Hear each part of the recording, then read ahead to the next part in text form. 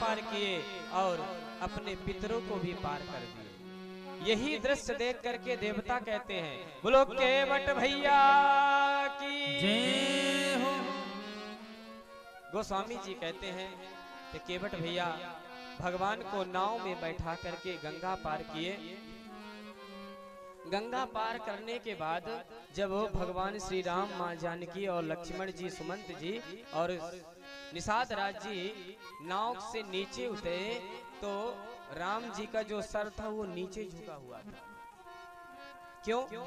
राम जी सोच रहे हैं कि केवट भैया हमको नदी के पार तो कर दिए, लेकिन अब मैं केवट भैया को दूं क्या, हमारे पास तो कुछ है ही नहीं। ये सोच करके राम जी अपना सर ऊपर नहीं उठा पा रहे थे, लेकिन बगल में खड़ी मेरी माँ जानकी भैया अपनी हाथों की मुद्रिका उतारी और केवट भैया को देने लग गए। राम जी बोले, केवट भैया आप उतराई ले लीजिए, माँ दे रही हैं आपको।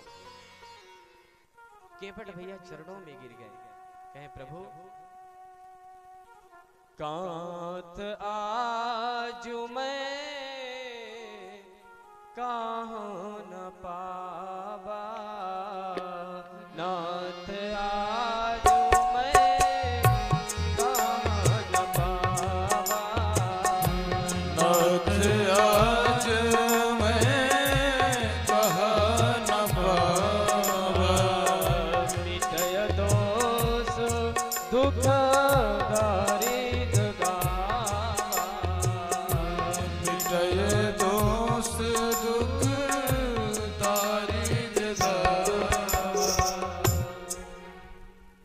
गोस्वामी जी कहते हैं केवट भैया चरणों में गिर गए हो। चरणों को, राम जी के चरणों को केवट भैया पकड़ लिए। कहते हैं प्रभु आज आप के चरणों का जो रज था, चरण के जल थे, उसको हमने पान किया है। आज मैंने क्या नहीं पा लिया प्रभु, सब कुछ मिल गया प्रभु। गोस्वामी जी कहते हैं देखिए भगवान दे रहे हैं आज केवट भैया को, लेकिन केवट भैया मना कर दिए, प्रभु कुछ नहीं चाहिए हमको।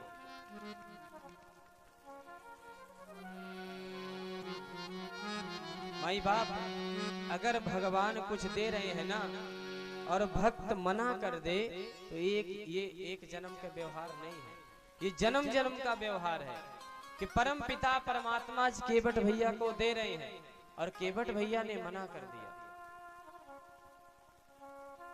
चरणों में गिर गए, प्रभु क्षमा करना, लेकिन प्रभु मैं आज आपसे कुछ लूंगा नहीं।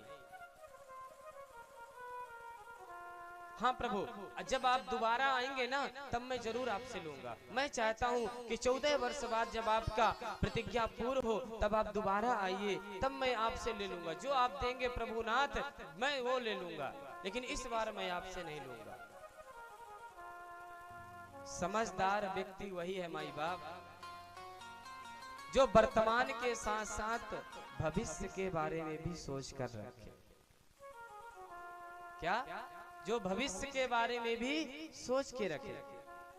देखिए केवट भैया वर्तमान तो बना लिए और भविष्य भी बना लिए। क्यों? क्योंकि उन्होंने कहा कि प्रभु जब आप 14 वर्ष बाद आएंगे ना तब मैं आपसे लूंगा। इसका मतलब भगवान इस बार भी दर्शन दिए हैं और ऐती लौटते बार जब भगवान 14 वर्ष के बाद आएंगे तब भी हमको दर्शन मिलेगा। ये क्या है? बुद्धवाणी। भगवान राम केवट को हाथ से उठाते हैं और गले लगा लेते हैं। उसके बाद माँ सीता गंगा जी की पूजन करती हैं और कहते हैं कि माँ जब मुझे आशीर्वाद दीजिए कि 14 वर्ष निर्विघ्नता पूर्वक पूर्ण हो जाए और मैं पुनः 14 वर्ष के बाद आऊंगी तो अपने पति के साथ में यानी कि प्रभु के साथ में, राम जी के साथ में आपकी पूजन करूंगी। आप हमें यह वरदान दीजिए। और बहुत सुंदर गंगा माँ की पूजन करके भगवान राम आगे बढ़ते हैं। भगवान राम निषाद राज्य और लक्ष्मण जी माँ जानकी जी के साथ में आगे बढ़े और चलते चलते कहाँ पहुंचे? तीर्थराज प्रयाग में। तीर्थराज प्रयाग में भगवान राम पहुंचे और गोस्वामी तुलसीदास जी बहुत सुंदर श्री तीर्थराज प्रयाग में भरद्वाज जी के आश्रम की वर्णन करते हैं कि देखत बन सर शैल सुहाए, देखत मन सर शैल सुहाए, वाल्मीकि आश्रम प्रभु आए, वाल्मीकि आश्रम प्रभु आए, राम दिखे मुनि बासे सुहावन, वाल्मीकि मुनि रास सुहावन, सुंदर गिरि का नन जल पावन, सुंदर गिरि का नन जल पावन, सुंदर गिरि का वन जल पावन, सुंदर गिरि पावन जल पावन। भगवान राम प्रयागराज में वाल्मीकि जी के आश्रम में पहुंचे और वाल्मीकि जी बहुत सुंदर उनका स्वागत किए। भगवान राम प्रणाम करते हैं वाल्मीकि जी को। वाल्मीकि जी के आश्रम में कंद मूल फल खाते हैं और विश्राम करते हैं। सुबह भगवान राम वाल्मीकि जी के पास में बैठते हैं और वाल्मीकि जी से पूछते हैं कि गुरुदेव आप हमको कोई सुंदर सी जगह बता दीजिए जहां पर मैं जा करके रहूं। 14 वर्ष तक मैं जहां पर जा करके रहूं। प्रभु तुम त्रिकालदर्शी मुनिनाथा, आप त्रिकालदर्शी हैं गुरुदेव, आप कोई सुंदर सी जगह हमें बता दीजिए जहां मैं रह सकूं। वाल्मीकि जी कहते हैं कि राम आप पूछ रहे हैं जगह रहने के लिए?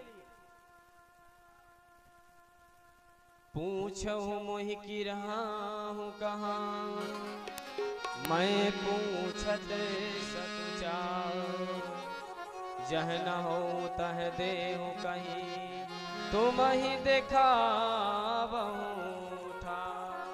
वाल्मीकि जी कहते हैं कि प्रभु आप पूछ रहे हैं कि मैं जाकर के मुझे कोई जगह बता दीजिए। मैं पूछ रहा हूँ प्रभु आपसे कि आप रहते कहाँ नहीं हैं, बताइए। प्रभु आप तो सब जगह रहते हैं, लेकिन फिर भी आप पूछ रहे हैं तो मैं आपको 14 जगह बताता हूँ। 14 जगह। कितनी जगह? 14 जगह। भगवान राम कहाँ रहते हैं बड़े ध्यान से सुनिएगा बस, और फिर इसके बाद आरती होगी और इसके बाद फिर कथा विश्राम होगा। वाल्मीकि जी कहते हैं कि प्रभु आप 14 जगहों पर जाकर के रहिए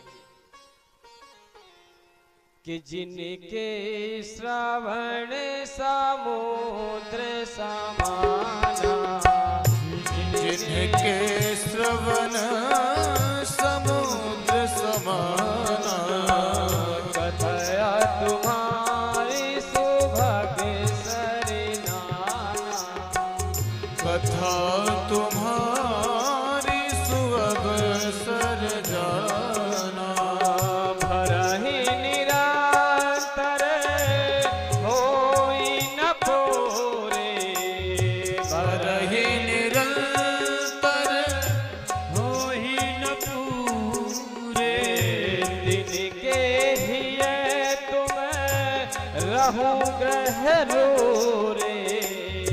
दिन के हिये तुम रहोगे भूरे, दिन के हिये तुम रहु ग्रह रे, हिये में रहो तुम भूरे।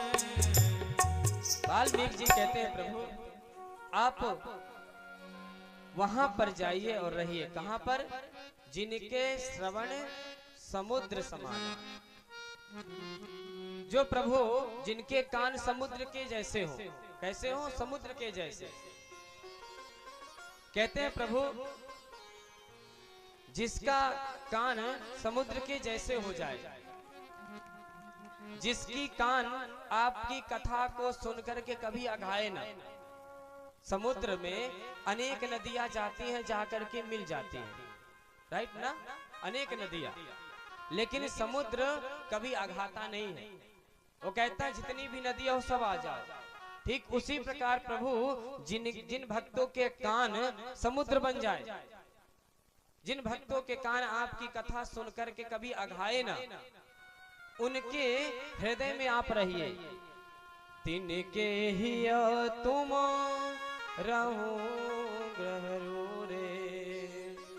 प्रभु आप ऐसे व्यक्ति के पास रहिए जाकर। दूसरी जगह बताते हैं कि लोचन चातक जिन कर राखे, लोचन चातक जिन कर राखे, राहीन रस जल धर अभिलाषे, राहीन रस जल धर अभिलाषे, निधर ही सरित सिंधु सर भारी, रही सरित सिंधु गर धारी, रूप बिंदु जल होई सुखारे, बिंदु जल होहि सुखारे, तिनके हृदय सदन सुखदायक, तिनके हृदय सरल सुखदायक, बसहु बंध सिए सह रघुनायक, बसहि बंधु शिव सह रघुनायक, बसहि बंधु सिए सह रघुनायक। बसहु बंध सिय सह रघुनायक। वाल्मीकि जी कहते हैं प्रभु एक चातक पक्षी होता है। क्या होता है? चातक पक्षी का नाम है। वो चातक पक्षी का विशेषता है कि वो कभी जल नहीं पीता है। कौन सा जल पीता है? जो स्वाति नक्षत्र का बरसा हुआ जो जल होता है उसी जल को वो पान करता है, स्वाति नक्षत्र का।